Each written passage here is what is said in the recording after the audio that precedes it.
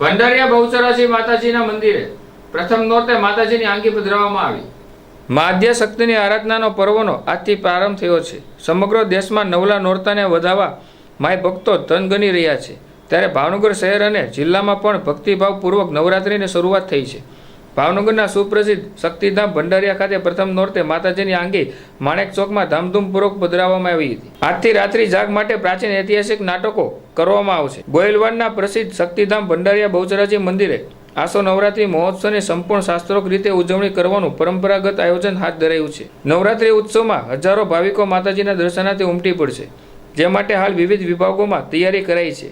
અહીં આસો સુદ નવરાત્રી ઉત્સવ ઉજવણીની આગવી પરંપરા રહી છે, ત્યારે નવરાત્રીના પ્રથમ દિવસે વહેલી સવારે ભંડારીયા નિજ મંદિરેથી માતાજીની આંગી વાતે ગાતે ભૂગોળ અને ઢોલ નગારા સાથે માણેક ચોકમાં પધરાવવામાં આવી હતી। અત્રે ઉલ્લેખનીય છે કે ભંડારીયા મંદિર ખાતે નવરાત્રીના 9 દિવસ દરમિયાન આજે પણ ડિસ્કો દાંડિયાને સ્થાન નથી। અહીંયા માણેક ચોકમાં 9 દિવસ માતાજીનું ભજન કીર્તન કરવામાં આવે છે અને ભવાઈ નાટકો ભજવવામાં આવે છે।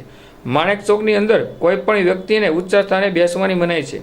અહીંયા દરેક વ્યક્તિ જમીન પર બેસીને માણેક ચોકમાં ભજવતા ભવાઈનો નાટકો નિહાળે છે।